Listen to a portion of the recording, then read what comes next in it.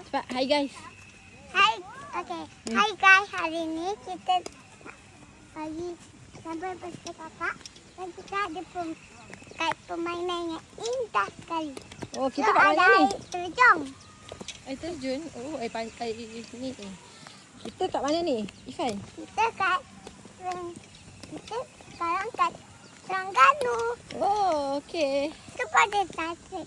Ya. Weh, ada katak ke? Ada. Dia letak kolam renang lah. Nah, Jom sini. kenapa? Pergi bilik dulu. Bilik kat mana?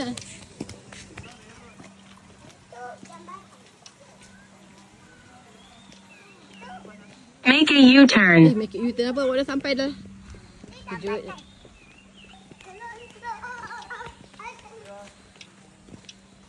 We are here. Boleh mancing tak? Okey.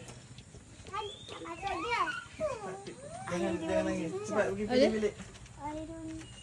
Air. Oh, inilah dia. Apa air hijau? Tasik.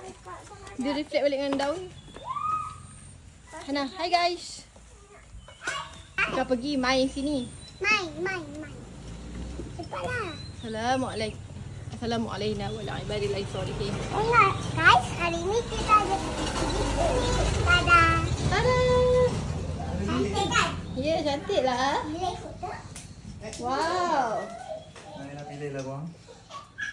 Ush, cantik boy.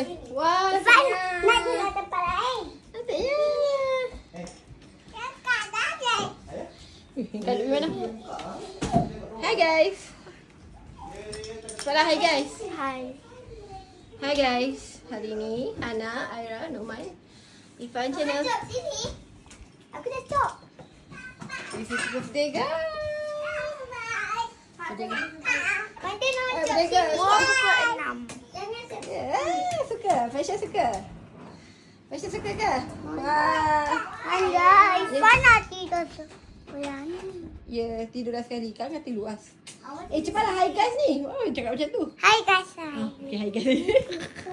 Kita ada Amalika. Mari laci. Laci. Korang-korang laci. Okay.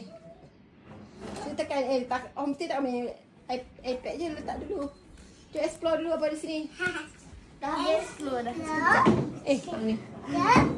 Ada benda lagi. Ni bukan explore namanya. Kan? Penjai. Tengok tu. Hi guys. Ayah.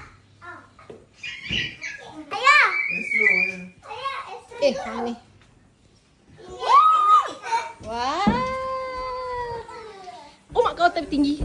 pojok tak. Cantiknya.